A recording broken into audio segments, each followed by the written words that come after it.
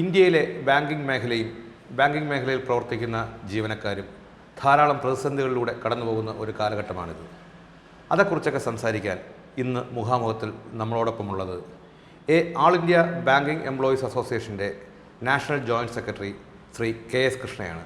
കൃഷ്ണയെ ഞാൻ ഈ പരിപാടിയിലേക്ക് സ്വാഗതം ചെയ്യുന്നു. കൃഷ്ണ, നമ്മളിന്നിപ്പോൾ ഈ ചർച്ച നടത്താൻ തന്നെ കാരണം കേരളത്തിൽ കണ്ണൂർ ജില്ലയിൽ തൊക്കിലങ്ങാടിയിൽ ഒരു ബാങ്ക് മാനേജറുടെ ആത്മഹത്യയാണ്.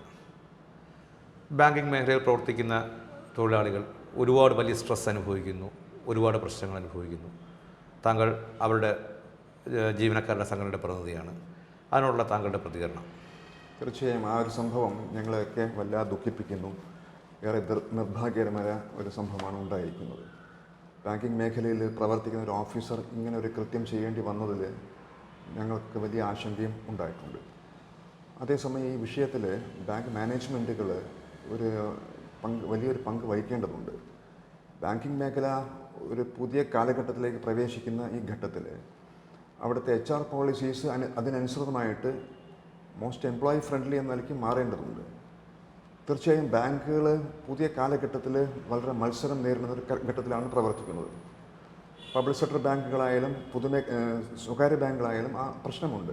പക്ഷെ അങ്ങനെയൊക്കെ പ്രവർത്തിക്കുമ്പോഴും വർക്ക് ഫോഴ്സിനെ വിശ്വാസത്തിലെടുത്തുകൊണ്ട് അവർക്ക് ബാങ്ക് ഉദ്ദേശിക്കുന്ന ലക്ഷ്യങ്ങൾ എത്തുന്ന വിധത്തിലുള്ള ഒരു അന്തരീക്ഷം സൃഷ്ടിക്കുന്നതിൽ വലിയ പങ്ക് മാനേജ്മെൻറ്റുകൾക്ക് വഹിക്കേണ്ടതുണ്ട്.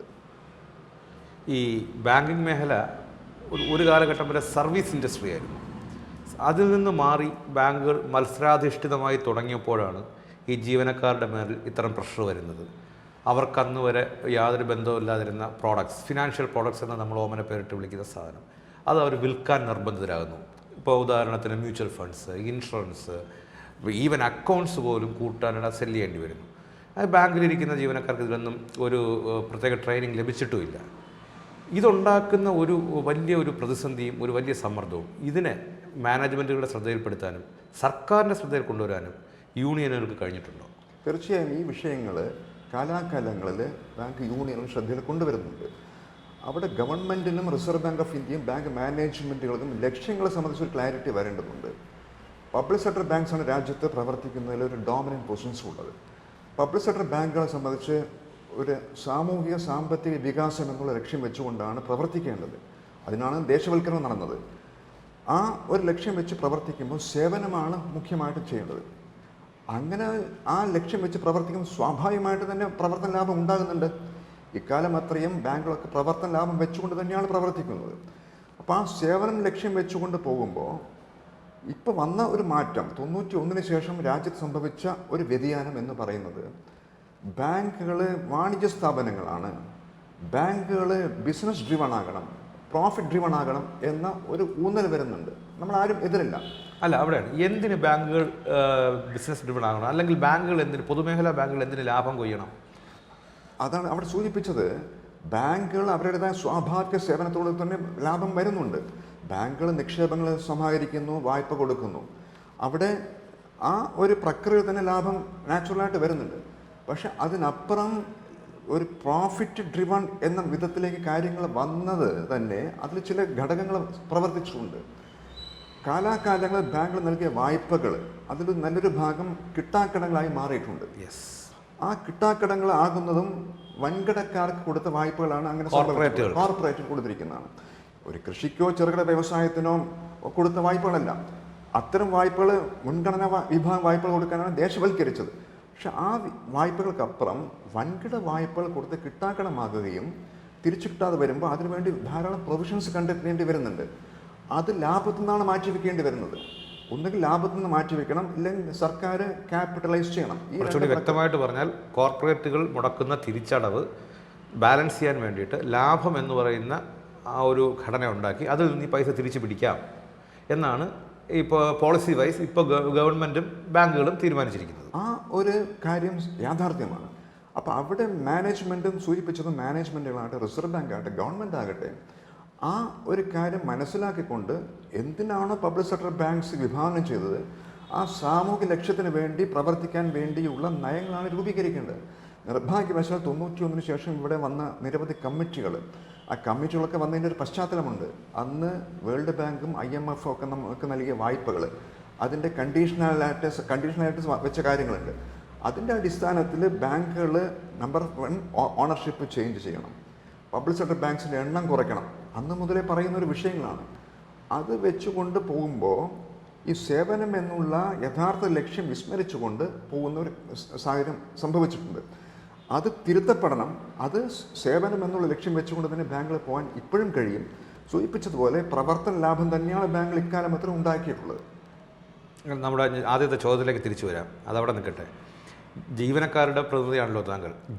ബാങ്കിങ് മേഖലയിൽ നിൽക്കുന്ന ജീവനക്കാർ നേരിടുന്ന പ്രതിസന്ധി, അത് ഒരു പുറമേ നിന്ന് നോക്കുമ്പോൾ ബാങ്കിങ് സെക്ടറിലുള്ള വളരെ ലുക്രേറ്റീവ് ഒരു ജോബാണ്. ഇതൊക്കെ ആണെങ്കിലും ഇപ്പോൾ ഒരുപാട് പ്രതിസന്ധികളുടെ കഥയാണ് ദിനം പ്രതി പുറത്തു വന്നുകൊണ്ടേയിരിക്കുന്നത്. ജീവനക്കാർ നേരിടുന്ന പ്രധാന പ്രശ്നങ്ങൾ എന്താണ്? ഞാൻ മനസ്സിലാക്കുന്നത് കുറേ കാലമായി പബ്ലിക് സെക്ടർ ബാങ്കുകളിൽ നിയമനം നടന്നിട്ടില്ല. ഉള്ള ആൾക്കാരെ കൊണ്ട് പണിയെടുപ്പിക്കുന്നു. ഈ ഉള്ള ആൾക്കാരിലും ഒരു ഏജ് ഗ്യാപ്പ് ഭയങ്കരമാണ്. അതിൻ്റെ പ്രശ്നങ്ങൾ ഒന്ന് വിശദീകരിച്ച് പറയാമോ? 69 ഏതാണ്ട് 8000 ബാങ്ക് ശാഖ ഉണ്ടായിരുന്ന കാലഘട്ടത്തിൽ നിന്ന് മാറി ഇന്നിപ്പോൾ ഏതാണ്ട് 1,00,000-ൽ പരം ബാങ്ക് ശാഖകൾ പബ്ലിക് സെക്ടർ ബാങ്ക്സിന് മാത്രമായിട്ടുണ്ട്. അങ്ങനെ വലിയൊരു എക്സ്പാൻഷൻ സംഭവിച്ചിട്ടുണ്ട്, വികസനം സംഭവിച്ചിട്ടുണ്ട്. പക്ഷെ അതിനനുസൃതമായിട്ടുള്ള മാൻ പവർ പ്ലാനിങ് നടന്നുവോ എന്നുള്ള ചോദ്യം പ്രസക്തമാണ്. അതിനനുസരിച്ചുള്ള റിക്രൂട്ട്മെൻറ്റ് നടന്നിട്ടില്ല എന്നതും വസ്തുതയാണ്. അപ്പോൾ അവിടെ ബാങ്കുകൾ മാനേജ്മെൻറ്റിൽ സങ്കല്പിച്ചത് ഒരു പുതിയ ടെക്നോളജി സ്വാംശീകരിക്കുമ്പോൾ അത്ര കണ്ട് മാൻ പവർ വേണ്ട എന്നുള്ള സങ്കല്പത്തിലാണ് പോകുന്നത്. ആ സങ്കല്പം തെറ്റാണ്. കാരണം ഇതൊരു സർവീസ് ഇൻഡസ്ട്രിയാണ്. ഇന്ത്യ രാജ്യത്ത് ജനങ്ങൾ കൂടുതൽ അധിവസിക്കുന്നത് ഗ്രാമപ്രദേശങ്ങളിലാണ്. 6 ലക്ഷം ഗ്രാമപ്രദേശങ്ങളുണ്ട്. ഈ ഏതാണ്ട് ആ ബാങ്ക് ശാഖകളുടെ ഏതാണ്ട് 50% ഇപ്പോൾ ഉള്ളത് ഗ്രാമപ്രദേശങ്ങളിലുമാണ്. അപ്പോൾ അവിടെ സേവനങ്ങൾ എന്ന് പറയുമ്പോൾ ആ ഗ്രാമീണ കൺസ്യൂമേഴ്സിൻ്റെ അവരുടെ കൺസംഷൻ പാറ്റേൺസ് കണക്കിലെടുത്തുകൊണ്ട് അവരുടെ ഒരു ആവശ്യങ്ങൾ കണക്കിലെടുത്തുകൊണ്ട് ഇപ്പോഴും ഒരു ഫിസിക്കൽ ബാങ്കിങ് അവിടെ അനിവാര്യമാണ്. ടെക്നോളജി ബാങ്കിങ് കൊണ്ട് മാത്രം അവിടെ പ്രവർത്തനം മുന്നോട്ട് പോകില്ല. അപ്പോൾ അതിനനുസൃതമായിട്ടുള്ള കാലങ്ങളിൽ ഒരു ഉദാഹരണം പറയുമ്പോൾ 2012 50,000 പേരെയാണ് ഓഫീസർമാരായിട്ടും ക്ലർക്കുമാരായിട്ടും ബാങ്കിൽ എടുത്തത്. പക്ഷെ പിന്നീട് നാഷൻ വൈഡായിട്ട് പിന്നീട് നോക്കുമ്പോൾ 19ലേക്ക് എത്തുമ്പോൾ കേവലം 5000 പേര് എടുത്തിട്ടുള്ളൂ. അതേസമയം ബ്രാഞ്ച് എക്സ്പാൻഷൻ ദ്രുതഗതിയിൽ നടന്നുകൊണ്ടിരിക്കുകയാണ്. ഈ ഒരു യാഥാർത്ഥ്യം നിർഭാഗ്യവശാൽ ഗവൺമെൻറ്റും റിസർവ് ബാങ്കും മാനേജ്മെൻറ്റും കാണുന്നില്ല. Proper man power planning, intake, recruitment നടത്തേണ്ടത് ബാങ്കുകൾ നിലനിൽപ്പിനും ആവശ്യമാണ്. ഒരു സോഷ്യൽ റിക്വയർമെൻറ്റും കൂടിയാണ്. അതിലൊരു പാളിച്ച ബാങ്ക് മാനേജ്മെൻറ്റ് ഭാഗത്ത് ഉണ്ടായിട്ടുണ്ട്. അതുകൊണ്ടാണ് ആ റിക്രൂട്ട്മെൻറ്റ് നടത്താത്തത്. അവിടെയാണ് ഞാൻ നേരത്തെ സൂചിപ്പിച്ചത്, ഇതൊക്കെ ഒരു റിലേറ്റഡ് ആണ്. അവിടെയാണ് വീണ്ടും പ്രോഫിറ്റ് ഡ്രിവൺ എന്ന് പറയുമ്പോൾ കോസ്റ്റ് കട്ടിംഗ് ആംഗിളിൽ ബാങ്കുകൾ ഇപ്പോൾ എടുത്ത ഒരു ഈ ഗവൺമെൻറ് എടുത്ത സമീപനം പബ്ലിക് സെക്ടർ ബാങ്ക്സിൻ്റെ എണ്ണം ചുരുക്കി ഇപ്പോൾ 12 പബ്ലിക് സെക്ടർ ബാങ്ക്സേ ഉള്ളൂ. നേരത്തെ 27-28 ബാങ്ക് ഉണ്ടായിരുന്നതാണ്. ലയനമാണ് ഒരു മാർഗമായിട്ട് എടുക്കുന്നത്. ആ ലയനത്തിൽ എടുക്കുന്നത് branch cutting, cost cutting, staff cutting ഒക്കെ ഇതിൽ ഉത്ഭവിച്ചിട്ടുണ്ട്. അപ്പം അതുകൊണ്ട് നമ്മൾ ഉദ്ദേശിക്കുന്ന സേവനത്തിലേക്ക് ബാങ്കുകൾ എത്തില്ല. ആ കോസ്റ്റ് കട്ടിങ് വരുമ്പോൾ റിക്രൂട്ട്മെൻറ്റിൽ വലിയ കട്ട് വന്നിട്ടുണ്ട്. അത് മേക്കപ്പ് ചെയ്യാൻ ഇവർ ശ്രമിക്കുന്നത് ടെക്നോളജിയിലൂടെയാണ്. അത് പ്രായോഗികമാകില്ല. ഇന്ത്യ പോലുള്ള രാജ്യത്ത് ടെക്നോളജി എക്സ്പാൻഷൻ കൊണ്ട് മാത്രം ബാങ്കിങ് സേവനങ്ങൾ പാവപ്പെട്ടവർക്കും സാധാരണ എത്തിക്കാൻ കഴിയില്ല. അത് വിസ്മരിക്കുന്നു. അതുകൊണ്ട് സംഭവിക്കുന്നതെന്ന് വെച്ചാൽ ജീവനക്കാർ എന്ന നിലയ്ക്കും ഓഫീസർമാർ എന്ന നിലയ്ക്കും 2 വിഭാഗമാണ് ഈ ബാങ്കിലുള്ളത്. അവരെ സംബന്ധിച്ച് ആ വർക്ക് ഫോഴ്സിനെ സംബന്ധിച്ച് വലിയൊരു വർക്ക് പ്രഷർ ഈ മാൻ പവർ ഇല്ലായ്മ കൊണ്ട് എക്സ്പാൻഡഡ് ബിസിനസ് നിർവഹിക്കുന്നുമുണ്ട്. ടെക്നോളജി വരുമ്പോൾ ഒരു അഡ്വാൻറ്റേജ് വന്നത് കുറഞ്ഞ സമയത്ത് കൂടുതൽ ആളുകളെ സേവിക്കാനുള്ള ഉപാധിയായിട്ട് ടെക്നോളജി വന്നിട്ടുണ്ട്, സിസ്റ്റംസ് വന്നിട്ടുണ്ട്. പക്ഷെ അങ്ങനെ സെർവ് ചെയ്യണമെങ്കിൽ മാൻ പവർ വേണം. കൂടുതൽ അക്കൗണ്ട് തുടങ്ങി ഈ കാലഘട്ടത്തിലും 2014 ശേഷം 42 കോടി അക്കൗണ്ട് ബാങ്കുകൾ ഉൾച്ചേർത്തു. പ്രധാനമന്ത്രിയുടെ ജൻധൻ യോജന എന്ന ആ പ്രോസസ്സിൽ അതോടൊപ്പം ഇൻഷുറൻസ് പ്രോഡക്റ്റ് കൊടുക്കേണ്ടി വന്നിട്ടുണ്ട്. അതൊക്കെ സാധാരണക്കാർക്ക് കൊടുക്കുന്ന സേവനങ്ങൾ തന്നെയാണ്, അനിവാര്യവുമാണ്. മുദ്രാ ലോണുകൾ. അപ്പോൾ അത്തരം സേവനങ്ങൾ വിപുലീകരണം നടന്നപ്പോൾ അതിനനുസൃതമായിട്ടുള്ള റിക്രൂട്ട്മെൻറ്റ് വരാതെ വരുമ്പോൾ ബാങ്ക് ജീവനക്കാരെ സംബന്ധിച്ചോ ഓഫീസർമാരെ സംബന്ധിച്ചോ ഒരു പ്രഷർ ഉണ്ട്. അത് മേക്കപ്പ് ചെയ്യേണ്ടത് ഈ മേഖലയുടെ മുന്നോട്ടുള്ള പ്രയാണത്തിന് അനിവാര്യമാണ്. അത് വിസ്മരിച്ചു പോയാൽ ഇത്തരം പ്രയാസങ്ങളും പ്രശ്നങ്ങളും നേരിടും. അത് ബാധിക്കുന്നത് സർവീസിനെയാണ്. അത് ബാധിക്കുന്നത് ജീവനക്കാരെ മാത്രമല്ല, സർവീസിനെയാണ്. വർക്ക് ലൈഫ് ജീവനക്കാരെ സംബന്ധിച്ച് ഉള്ള ചോദ്യം വർക്ക് ലൈഫ് ബാലൻസ് സംബന്ധിച്ച് രാജ്യത്തെ ഏറ്റവും പ്രമുഖ bank state bank of India ഒരു എംപ്ലോയി എൻഗേജ്മെന്റ് സർവേ 2018-19 കാലഘട്ടം നടത്തി. 1,91,000 ജീവനക്കാരും ഓഫീസർമാരും ഇതിൽ പങ്കെടുത്തു. 2 ലക്ഷത്തിൽ പരം ജീവനക്കാരുള്ള ഒരു ബാങ്കാണ്.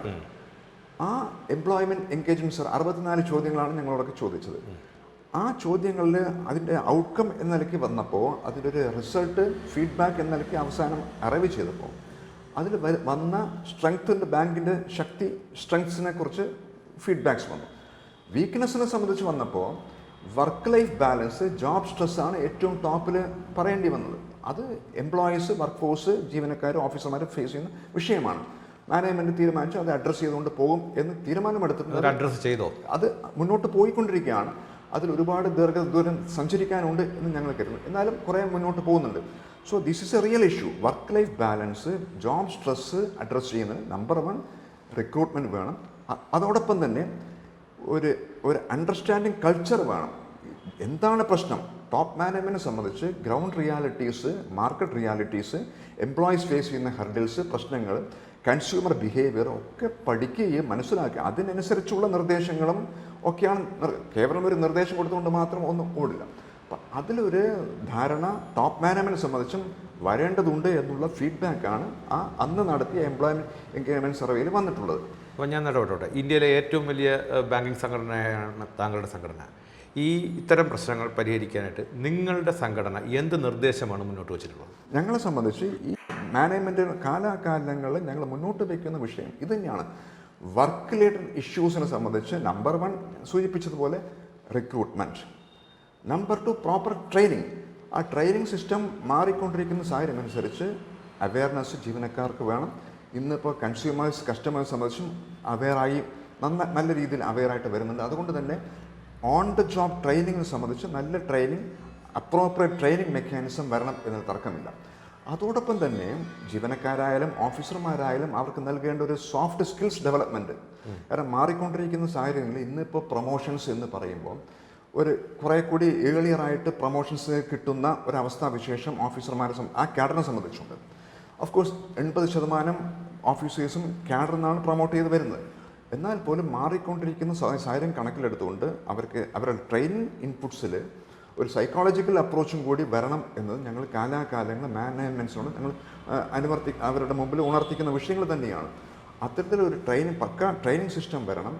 അതുപോലെ തന്നെ ഒരു മെൻറ്ററിങ് സിസ്റ്റം ജീവനക്കാരെ സംബന്ധിച്ച് വർക്ക് ഫോഴ്സിനെ കേവലം ഒരു പെയ്ഡ് എംപ്ലോയീസിനപ്പുറം they are part and parcel of this institution എന്നൊരു ആംഗിൾ ടോപ്പ് മാനേജ്മെൻറ്റ് കാണുകയും അവരുടെ ഒരു മോട്ടിവേഷണൽ ലെവൽ, ഇൻസ്പിറേഷൻ പ്രചോദനം വർദ്ധിപ്പിക്കുന്ന വിധത്തിൽ അവരുടെ പ്രവർത്തന ഒരു സംവിധാനം, വർക്ക് പ്ലേസ് സിറ്റുവേഷൻ മാറിയാൽ, ട്രാൻസ്ഫർ പോളിസി ആകട്ടെ, പ്രൊമോഷൻ പോളിസി ആകട്ടെ, പോസ്റ്റിംഗ് പോളിസി ഒക്കെ റിലേറ്റഡ് ആണ്. അവരെ സംബന്ധിച്ച് വർക്ക് ലൈഫ് എന്ന് പറയുമ്പോൾ ലൈഫ് പ്രധാനമാണ്, ജോലിക്ക് വരുന്ന ലൈഫും കൂടി കണക്കിലെടുത്ത് ആ ലൈഫിന് ഒരു ഗുണം കിട്ടുന്ന വിധത്തിൽ, ഒരു പീസ് കിട്ടുന്ന വിധത്തിൽ transfer policy, promotion policy, placement policy, remuneration പോളിസിയിലേക്ക് യൂണിയൻ നെഗോഷിയേഷൻസിലൂടെയാണ് പോകുന്നത്. അപ്പോൾ അതിൽ ഒരു വലിയ മാറ്റം വരുത്താൻ ഞങ്ങൾ നെഗോഷിയേഷൻസിലൂടെ ഞങ്ങൾ ശ്രമിച്ചിട്ടുണ്ട്. ഈ ചോദ്യത്തിൽ മാനേജ്മെൻ്റ് ആകട്ടെ നിർഭാഗ്യവശാൽ ഒരു മാറിക്കൊണ്ടിരിക്കുന്ന സാഹചര്യത്തിൽ പ്രൊഡക്ടിവിറ്റി, എഫിഷ്യൻസി, പ്രോഫിറ്റബിലിറ്റി എന്ന ആംഗിൾ അവർ കാണുന്നത് കോസ്റ്റ് കമ്പനി, വേരിയബിൾ പേ എന്നുള്ള പുത്തൻ തലമുറ ഇൻസ്റ്റിറ്റ്യൂഷൻസ്, ബാങ്കുകൾ അനുവർത്തിക്കുന്ന സമീപനം എടുക്കുകയും ഒക്കെ സ്വീകരിക്കുന്നുണ്ട്. അത് ഇന്ത്യ പോലുള്ള രാജ്യത്ത് അത്തരം പോളിസീസ് അഡോപ്റ്റ് ചെയ്യുമ്പോൾ അത് സാമൂഹികമായി വലിയ തിരിച്ചടി വരും എന്നുള്ള യാഥാർത്ഥ്യം നമ്മുടെ മുമ്പിലുണ്ട്. സോ അവിടെ ഒരു ഹാൻഡ് ഹോൾഡിംഗ് അപ്രോച്ച് ജീവനക്കാരോടുള്ള സമീപനത്തിൽ മാനേജ്മെൻറ്റ് സ്വീകരിക്കണമെന്ന് കാലാകാലം ഞങ്ങൾ ചർച്ചകളിലൂടെ ഒക്കെ ഞങ്ങൾ കൊണ്ടുവന്നിട്ടുണ്ട്. പലപ്പോഴും ഇവർ പുതിയ നിർദ്ദേശങ്ങളെ സംബന്ധിച്ച് അവസാനം അൾട്ടിമേറ്റ്ലി ഒരു കരാർ രൂപേണയാണ് ജീവനക്കാരെ സംബന്ധിച്ച് എത്തിപ്പെടുന്നത്. ഓഫീസർമാരെ സംബന്ധിച്ച് ഓഫീസ് സർവീസ് റെഗുലേഷൻസ് എന്നുള്ള ഒരു ഗവൺമെൻറ് നിശ്ചയിച്ചിട്ടുള്ള റെഗുലേഷൻസാണ് ഉള്ളത്. അവിടെയും ഒരു റെഗുലേറ്റഡ് വർക്കിംഗ് അവേഴ്സ് ഇവിടെ സൂചിപ്പിക്കുമ്പോൾ ജീവനക്കാർ, ഓഫീസർമാർ 2 കാറ്റഗറി ഉണ്ട്. പൊതുജനത്തെ സംബന്ധിച്ച് ഒന്നാണെങ്കിൽ പോലും സർവീസ് കണ്ടീഷനിൽ ചെറിയ വ്യത്യാസമുണ്ട്. സൂപ്പർവൈസറി സ്റ്റാഫിനെ കുറച്ചുകൂടി വർദ്ധിത ഉത്തരവാദിത്തങ്ങളുണ്ട്. പക്ഷെ അവിടെയും ഒരു റെഗുലേറ്റഡ് വർക്കിംഗ് അവേഴ്സ് വേണം എന്നത് ഇപ്പോൾ 8 മണിക്കൂർ ജോലി, 8 മണിക്കൂർ വിശ്രമം, 8 മണിക്കൂർ വിനോദം സാർവത്രികമായി അംഗീകരിച്ചൊരു കൺസെപ്റ്റാണ്. ബാങ്ക് ഓഫീസർമാരെ സംബന്ധിച്ച് അത് ഇവിടെ പ്രാവർത്തികമാക്കേണ്ടതുണ്ട്. അല്ലാതെ രാവിലെ 9 മണിക്ക് വരുന്നു, വൈകി പോകുന്നു, 10 മണിക്ക് പോകുന്നു എന്നുള്ള സങ്കല്പം അത് ശരിയല്ല. അതിലൊരു മാറ്റം അല്ല, വരുത്താൻ അതല്ലേ നടക്കുന്നത്. അതാണ് നടന്നുകൊണ്ടിരിക്കുന്നത്. അവിടെ ഓഫീസർ സംഘടന ആകട്ടെ, മാനേജ്മെൻ്റ് ആകട്ടെ, ആ യാഥാർത്ഥ്യം, കാരണം വർക്ക് ലൈഫ് ബാലൻസ് കേവലം പ്രസംഗത്തിൽ ഒതുക്കേണ്ടതല്ല. എല്ലാ ബാങ്കുകളെ സംബന്ധിച്ച് അവർക്ക് വിഷൻ, മിഷൻ, വാല്യൂ സ്റ്റേറ്റ്മെൻറ്റ്സ് ഉണ്ട്. കോഡ് ഓഫ് എത്തിക്സ് പറയുന്നുണ്ട്. ഇതൊക്കെ പറയുമ്പോൾ ഒരു എത്തിക്കൽ അപ്രോച്ച് മാനേജ്മെൻറ്റുകൾ ജീവനക്കാരോട്, ഈ ജീവനക്കാരെ സംബന്ധിച്ച്, ഓഫീസർമാരെ സംബന്ധിച്ച് ഇൻറ്റേർണൽ കസ്റ്റമേഴ്സ് എന്നാണ് എല്ലാ ബാങ്കുകളും വിശേഷിപ്പിക്കുന്നത്. Internal customers, external customers, bank customers എങ്ങനെയാണ് അവരെ കാണുന്ന അതേപോലെ തന്നെ ഇൻറ്റേർണൽ കസ്റ്റമേഴ്സ് ജീവനക്കാരോടും ആ സമീപനം സ്വീകരിച്ചുകൊണ്ട് അവർക്ക് സുഗമമായി പ്രവർത്തിക്കാനും ഒരു കമ്മിറ്റഡായിട്ട് പ്രവർത്തിക്കാനും ഉള്ള സാഹചര്യം സൃഷ്ടിക്കുന്ന വലിയ പങ്ക് ഇനിയും മാനേജ്മെൻറ്റുകൾ വഹിക്കാനുണ്ട്. ഗവൺമെൻറ്റുകളെ സംബന്ധിച്ച് ഞങ്ങൾ ഒരു ഭാഗം ആവശ്യപ്പെട്ടത്, നമ്മുടെ സംഘടനയിൽ 5 ഡേ ബാങ്കിങ് എന്നത് ഈ ഞങ്ങളുടെ ചർച്ചയിൽ ആവശ്യപ്പെട്ടതാണ്. അത് പ്രാവർത്തികമായിട്ടില്ല. റെഗുലേറ്റഡ് വർക്കിംഗ് അവേഴ്സ്, അത് തീർച്ചയായും ഓഫീസർ കാറ്റഗറിയെ സംബന്ധിച്ച് അത് പ്രാവർത്തികമാക്കേണ്ടതാണ്. വർക്ക്മാനെ സംബന്ധിച്ച് 10 മണിക്ക് ജോലിക്ക് വന്നാൽ 5 മണിക്ക് പോകാം എന്നുള്ള ഒരു പ്രൊവിഷൻസ് ഞങ്ങൾ യൂണിയൻസിൻ്റെ വിജിലൻസും കൊണ്ടും അത് വി ആർ സ്ട്രിക്ട്ലി ഇംപ്ലിമെൻറ്റിങ്. ആ ഒരു ജാഗ്രത, അതോടൊപ്പം മാനേജ്മെൻറ്റ് അത് അംഗീകരിക്കുന്ന ഒരു സമീപനം ഓഫീസർമാരുടെ ഉണ്ടാകണം എന്നാണ് ആ വിഷയത്തിൽ പറയാനുള്ളത്. നിങ്ങൾ ബാങ്ക് ജീവനക്കാരുടെ 9 സംഘടനകൾ ചേർന്ന് ഉണ്ടാക്കിയ ഒരു അംബ്രല്ല ഓർഗനൈസേഷനുണ്ട്. അത് ഇന്ത്യയിൽ ഒരു ശ്രദ്ധിക്കപ്പെട്ട സമരങ്ങൾ തന്നെ നിങ്ങൾ നടത്തുകയുണ്ടായി. എന്താണ് ഈ സമരങ്ങളുടെ ഔട്ട്കം? ഞാൻ മനസ്സിലാക്കിയ ഒരു കാര്യം പറയാം. നിങ്ങൾ 2 ദിവസം സമരം അല്ലേ? അത് 2 ദിവസം ഇന്ത്യയിലെ ബാങ്കുകൾ അടച്ചിട്ട് സമരം ചെയ്തിട്ടും ആ സമരത്തിൻ്റെ സന്ദേശം പൊതുജനങ്ങളിലേക്ക് എത്തിയോ എന്ന് എനിക്ക് സംശയമുണ്ട്. 1. 2, ഗവൺമെൻറ് ഇത് എത്രത്തോളം നിങ്ങളുടെ ആ സമരത്തിനോട് പ്രതികരിച്ചിട്ടുണ്ട്? 1996 യുണൈറ്റഡ് ഫോർ ബാങ്ക് യൂണിയൻസ് എന്നുള്ള ആ സങ്കല്പം പ്രായോഗികമാകുന്നത്, ബാങ്കിങ് മേഖലയിൽ 9 യൂണിയൻസ് കൂട്ടിച്ചേർന്നുകൊണ്ട് ഒരു സംയുക്ത പ്ലാറ്റ്ഫോം, അതിനു മുമ്പ് വിഘടിച്ച് നിന്നത് യൂണിയൻസ് ആയിരുന്നു. അവിടെ വന്നത് യുക്കോ ബാങ്കിലെ ഒരു DFIs എന്നുള്ള സങ്കല്പം പ്രയോഗത്തിൽ വരുത്തുന്ന ഘട്ടത്തിലാണ് ഈ ഐക്യം വരുന്നത്. തുടർന്ന് യുണൈറ്റഡ് ഫോർ ബാങ്ക് യൂണിയൻസ് എന്നുള്ള പ്ലാറ്റ്ഫോം പൊരുതിയിരിക്കുന്നത് ബാങ്കിങ് മേഖല ജനവിരുദ്ധ നയങ്ങൾക്കെതിരായിട്ടുള്ള പോരാട്ടമാണ് നടത്തിയിട്ടുള്ളത്. ശമ്പള വർധനയ്ക്കപ്പുറം ഇത്തരം വിഷയങ്ങളാണ് ഞങ്ങൾ ഫോക്കസ് ചെയ്ത് പോയിരിക്കുന്നത്. അവിടെ ആ പ്ലാറ്റ്ഫോം വന്നതിന് ശേഷം 96-97 കാലഘട്ടത്തിൽ അന്നത്തെ united front government local area bank എന്ന സങ്കല്പത്തിൽ പ്രൈവറ്റ് സെക്ടറിൽ 300-400 ബാങ്കുകൾ പ്രാദേശിക അടിസ്ഥാനത്തിൽ തുടങ്ങാനുള്ള ഒരു പോളിസി പ്രഖ്യാപിച്ചു. ശക്തമായ ഒരു പ്രതിരോധവും സമരങ്ങളും പ്രചരണങ്ങളും അന്ന് സംഘടിപ്പിക്കുകയും പിന്നീട് ആ നയം പുറകോട്ടടിക്കാൻ നമുക്ക് കഴിഞ്ഞിട്ടുണ്ട്. 300 ലൈസൻസിനുള്ള അപേക്ഷ വാങ്ങിയെങ്കിൽ പോലും അവസാനം 10 ലൈസൻസ് കൊടുത്തു. പിന്നീട് 2000 ആകുമ്പോഴേക്കും വർഷങ്ങൾ പിന്നിടുമ്പോൾ ആ കൺസെപ്റ്റ് പരാജയമായിരുന്നു എന്ന് റിസർവ് ബാങ്ക് തന്നെ എത്തിപ്പെടുന്നു. വേറൊരു സങ്കല്പം വന്ന് അന്ന് പ്രവർത്തിക്കുന്ന UCO bank, United bank, Indian bank അടച്ചു പൂട്ടണം എന്നുള്ള ഒരു നിർദ്ദേശം അന്ന് ഈ ചേംബർ ഓഫ് കോമേഴ്സ് പോലുള്ള അവരുടെ associations, federation of Indian chamber of commerce, confederation Indian industry പോലുള്ള ചേംബേഴ്സ് മുന്നോട്ട് വെച്ചപ്പോൾ വലിയ സമരങ്ങളാണ് ഞങ്ങൾ നടത്തിയത്. വൻകിട കിട്ടാക്കടങ്ങൾ വരുത്തുന്ന കോർപ്പറേറ്റ്സ് തന്നെ ബാങ്കുകൾ അടച്ചു പൂട്ടണം എന്ന് പറയുന്ന സങ്കല്പം ഞങ്ങൾ തുറന്നു കാട്ടി. ഈ ബാങ്കുകൾക്ക് ഈ അപജയം സംഭവിച്ചത് എന്തുകൊണ്ട് എന്നും അവരുടെ ലാഭക്ഷമത കുറഞ്ഞതും നഷ്ടത്തിലായതും വൻകിട കോർപ്പറേറ്റ് എടുത്ത ലോൺസ് മൂലമാണെന്ന് ഞങ്ങൾ തുറന്നു കാണിച്ചു. അതിനെതിരായിട്ട് ടാറ്റ ഹൗസസ് ഞങ്ങൾക്കെതിരെ പ്രോസിക്യൂഷൻ നടപടിയൊക്കെ ആരംഭിച്ചു. അപ്പം ആ ഒരു കിട്ടാക്കടത്തിനെ സംബന്ധിച്ച് രാജ്യത്ത് കിട്ടാക്കടങ്ങൾ ആര് വരുത്തുന്നു എന്നുള്ളൊരു ലിസ്റ്റ് നിയമവിരുദ്ധമാണെങ്കിൽ പോലും ഞങ്ങൾ പ്രസിദ്ധീകരിച്ചു. അതും ആ ഘട്ടത്തിലുണ്ടായി. 2000 ആകുമ്പോഴേക്കും അന്നത്തെ വാജ്പേയി സർക്കാർ ഗവൺമെൻറ് ഓണർഷിപ്പ് പബ്ലിക് സെക്ടർ ബാങ്ക്സിൽ 33% ചുരുക്കുന്ന ഒരു ബില്ല് പാർലമെൻറ്റിൽ അവതരിപ്പിക്കാൻ ശ്രമിച്ചു. അതിനെതിരെ ഈ ഐക്യവേദി വലിയ ക്യാമ്പയിൻ നടത്തുകയും സമരങ്ങൾ നടത്തുകയും അവസാനം ആ ഗവൺമെൻറ് ആ ബില്ല് പാസ്സാക്കാതെ പിരിയുകയും സംഭവിച്ചിട്ടുണ്ട്. 2004 അന്നത്തെ UPA സർക്കാർ കൺസോളിഡേഷൻ, കൺവെർജൻസ്, കോമ്പറ്റീഷൻ എന്നുള്ള സങ്കല്പത്തിൽ അന്നൊരു കമ്മിറ്റിയെ വയ്ക്കുകയും ലയനങ്ങളാണ് അനിവാര്യം എന്ന നിലയ്ക്ക് ഒരു റിപ്പോർട്ട്, ലീലാധർ കമ്മിറ്റി റിപ്പോർട്ടൊക്കെ മുന്നോട്ട് വെച്ചു. സമരങ്ങൾ നടന്നു. അതോടൊപ്പം തന്നെ ഔട്ട്സോഴ്സിങ്, ബാങ്കിങ് സേവനങ്ങൾ, അടിസ്ഥാന ബാങ്കിങ് സേവനം ഔട്ട്സോഴ്സിങ്ങിന് വേണ്ടിയുള്ളൊരു പ്രോസസ്സ് ആരംഭിച്ചു. ഈ പ്രോസസ്സിനൊക്കെ എതിരായിട്ടുള്ള ഞങ്ങൾ ചെറുത്തുനിൽപ്പ് ഗവൺമെൻറ്റിൻ്റെ ശ്രദ്ധയിൽ പാർലമെൻറ്റ് സ്റ്റാൻഡിംഗ് കമ്മിറ്റിയുടെ മുമ്പായ ഈ വിഷയങ്ങൾ അവതരിപ്പിക്കൽ ഒക്കെ നടത്തിയപ്പോൾ തൽക്കാലമെങ്കിലും അന്ന് ശമനങ്ങൾ വന്നു. അന്ന് UPA സർക്കാർ അധികാരത്തിൽ വരുമ്പോൾ തന്നെ ഒരു കമ്മിറ്റ്മെൻറ്റ് കൊടുത്തത് 51% ഹോൾഡിങ് പബ്ലിക് സെക്ടർ ബാങ്കിൽ ഞങ്ങൾ പുലർത്തും എന്നുള്ള കമ്മിറ്റ്മെൻറ്റോടുകൂടിയാണ് കോമൺ മിനിമം പ്രോഗ്രാം അന്ന് വെച്ചുകൊണ്ട് അന്നൊരു ഗവൺമെൻറ് എന്ന് രൂപീകരിക്കുന്നത്. അപ്പം ആ വിധത്തിൽ 91 ആരംഭിച്ച പുത്തൻ സാമ്പത്തിക നയങ്ങൾ, നരസിംഹ കമ്പനി ശുപാർശകൾ, സ്വകാര്യവൽക്കരണം എന്നുള്ള നിർദ്ദേശങ്ങൾ, ലയനം പ്രക്രിയ മുന്നോട്ട് കൊണ്ടുപോകണം എന്നുള്ള ഒരു സിദ്ധാന്തം ഒക്കെ ഞങ്ങൾക്ക് ആ കാലഘട്ടത്തിലും ഇന്നേ വരയ്ക്കും തടുത്തു നിർത്താൻ കഴിഞ്ഞിട്ടുണ്ട്. പക്ഷെ പിന്നീട് 98 UPA സർക്കാരിന് ഇടതുപക്ഷ കക്ഷികൾ പിന്തുണ പിൻവലിച്ചു. എന്നാലും ഗവൺമെൻറ് മുന്നോട്ട് പോയി. പിന്നീടാണ് ലയനം സൗരാഷ്ട്ര, ഇൻഡോർ തുടങ്ങി ലയനം നടന്നത്. പിന്നീട് ഈ NDA സർക്കാർ വന്നപ്പോഴും 5 അസോസിയേറ്റ് ബാങ്ക്സിന് ലയനങ്ങൾ നടത്തി. പിന്നീട് 10 ബാങ്കുകൾ കൂട്ടിലയിപ്പിച്ചു. ഇന്ന് 12 പബ്ലിക് സെക്ടർ ബാങ്ക്സാണ് ചുരുക്കുന്ന ഒരു സ്ഥിതിവിശേഷം വന്നിട്ടുള്ളത്.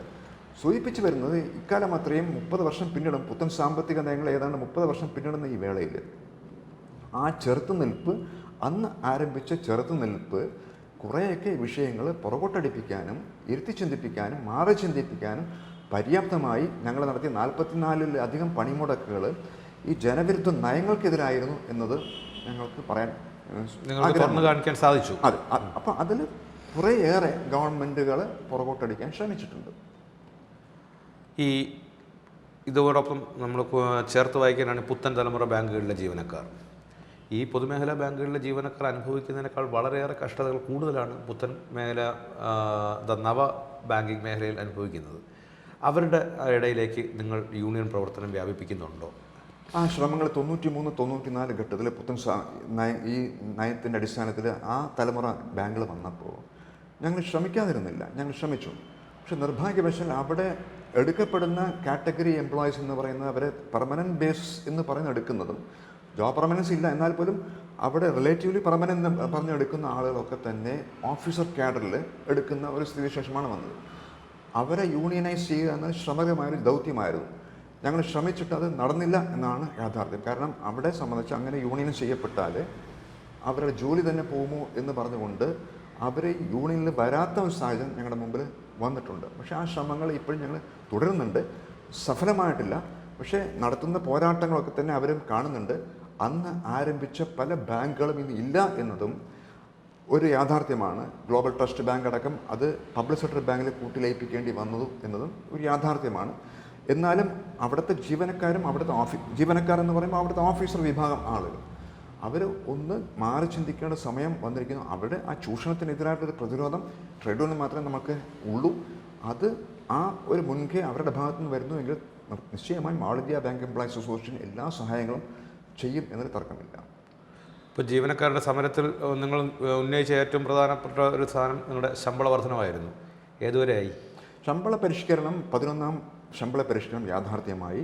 അത് വേജ് റിവിഷൻ നടന്നു, ജീവനക്കാർക്ക് വിതരണം ചെയ്തു. അതിൽ ഞങ്ങൾക്ക് അഭിമാനിക്കാൻ കഴിയുന്നത് ഈ കോവിഡ് കാലഘട്ടത്തിലും എല്ലാ മേഖലകളിലും ജോബ് ലോസും വേജ് കട്ടും ഒക്കെ വരുന്ന ഒരു കാലഘട്ടത്തിൽ ബാങ്കിങ് മേഖലയിലെ യാഥാർത്ഥ്യങ്ങൾ മാനേജ്മെൻറ്റിനെ കൊണ്ട് അംഗീകരിപ്പിച്ചുകൊണ്ട്, കാരണം അവർക്കും ഒരു പരിധിവരെ അവർ അംഗീകരിക്കാതെ പോകാൻ കഴിയില്ല. കാരണം ഇവിടുത്തെ വർക്ക് ഫോഴ്സ് 10 ലക്ഷം ജീവനക്കാർ, ബാങ്ക് ജീവനക്കാർ, ഓഫീസർമാർ, public sector bank, private sector bank, foreign banks, അവർക്കാണ് ഈ ശമ്പള പരിഷ്കരണം വന്നിട്ടുള്ളത്.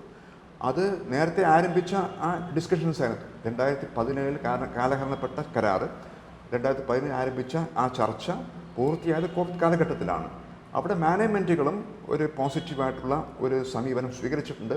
അവർക്ക് വിസ്മരിക്കാൻ കഴിയാത്തൊരു വസ്തുതയുള്ളത് ഈ കോവിഡ് കാലഘട്ടത്തിലും 1 ലക്ഷത്തിൽ പരം ബാങ്ക് ശാഖകൾ, അവിടെ പ്രവർത്തിച്ച 10 ലക്ഷം ബാങ്ക് ജീവനക്കാർ, ഓഫീസർമാർ, സർക്കാർ നിശ്ചയിച്ചിട്ടുള്ള പ്രൈം മിനിസ്റ്റേഴ്സ് ഗരീബ് കല്യാൺ യോജന പദ്ധതികൾ, അതുപോലെ തന്നെ സ്റ്റിമുലസ് പാക്കേജുകൾ, 29 ലക്ഷം കോടി രൂപ സ്റ്റിമുലസ് പാക്കേജിൽ 27 ലക്ഷം കോടി രൂപ വിന്യസിച്ചിരിക്കുന്ന ബാങ്കുകളിലൂടെയാണ്.